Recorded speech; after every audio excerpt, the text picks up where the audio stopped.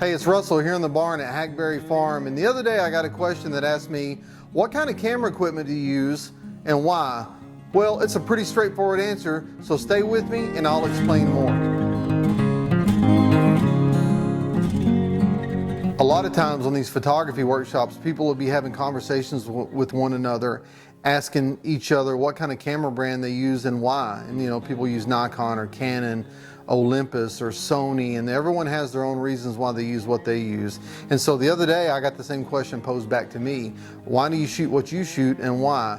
Well, right now I shoot Canon cameras, and again, no matter what kind of camera you use, it's not really so much about the camera. Each camera has its own features that makes it maybe a little bit better in a particular feature than another camera, but essentially all cameras work pretty much the same.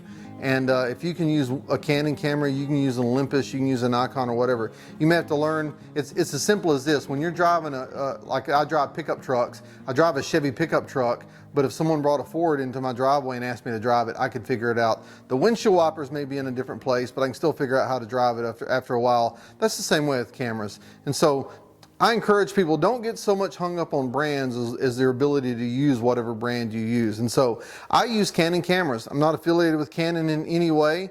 I just picked up their cameras a long time ago, and there's a pretty good reason why I did, and I'll explain more about that later. But I've just found the equipment to be good, and it lasts a long time, and I'm comfortable with it.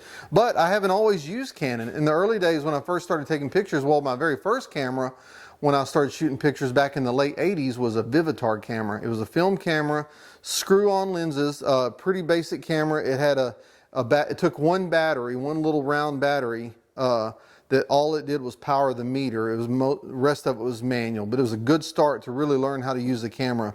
From there, I started using Minolta cameras. That's an old brand that's no longer around. Minolta eventually became Sony, but I used Minolta cameras for a long time, and that's really where I cut my teeth as a professional photographer. When I started getting pictures in magazines back in my 20s, and I started writing for a bunch of different magazines, and really doing a lot of work that I was getting paid for. I was shooting Minolta cameras at the time. Well, as the digital shift began to happen, and I knew I had to switch from film cameras to digital cameras because that was the way of the future, Minolta was a little slow about it. So, not being really ready to switch to digital just yet, I sent an email one evening to both Nikon and Canon.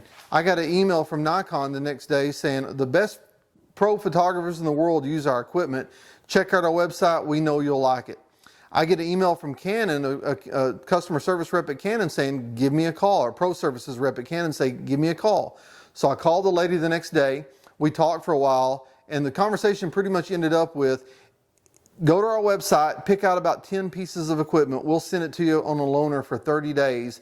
We know you'll like the gear so much you'll turn around and buy it later on. And so that was the kind of customer service that I really needed. If Nikon would have done the same thing, I might have switched to them, but Canon's the one that offered that. So I sold all my Minolta equipment, ended up buying Canon equipment. In the beginning, it was Canon film cameras. And so my earliest Canon cameras were their pro versions of their film bodies, and they were great cameras, durable, and they really did the job well. So as I eventually moved into digital, it just made sense to keep Canon because I had the whole cadre of lenses, I had the flash equipment, I had all the accessories that went with Canon for me to switch to Canon. And so when I switched to digital, all the same Canon EF lenses would fit my new digital cameras. I started with the Canon 10D, graduated up to the Canon 1D Mark II, 1D 2N, 3, and so on, graduated all those, but kept the same lenses, added to the lens collection over time, and really enjoyed the platform. Well, then it came time to switch to mirrorless, and I was kind of at that crossroads again. Do I go all in and switch systems now, or do I stay with Canon? Because really, at this, even though I didn't send an email in this point, I had kind of a watershed moment. Number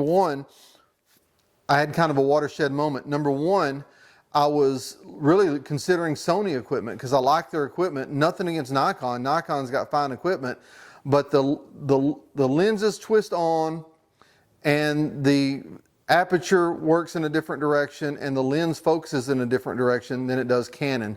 And so I'm a creature of habit. I'm used to turning all those things the same way. And so with Nikon, I was going to have to be learning all over again. But Sony, all their lens barrels, they connect the same, they turn the same way. I guess if the camera is looking away from you, they twist clockwise to mount on, or is it counterclockwise? Either way, they all mount the same way and have the same motion. Sony and Canon are identical. So I was considering switching to Sony. And about the same time, I was on a workshop, and one of my workshop participants had an extra Canon R5. And I was really curious to see how my lenses performed on the Canon with an adapter. Come to find out, they performed well. I mean, my 500mm f4, because I've got lenses that are older than the hills, but my lenses really perform well on the Canon mirrorless body. And then really, once I looked at the numbers, it was going to cost me $60,000 almost to completely switch and match the same equipment I had with Canon if I bought into Sony.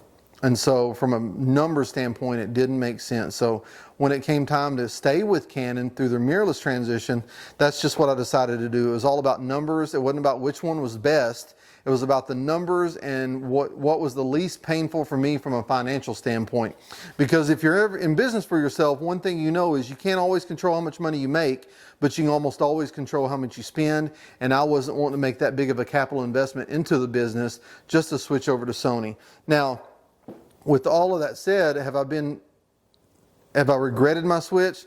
No, not really. I've been pretty happy with Canon all these years. Again, I don't have any kind of affiliation with Canon other than I just use their gear. Same way I mentioned Chevy. I don't have an affiliation with Chevy. I just drive one of their trucks. And so I'm an advocate more than anything of just picking the tool you're going to use.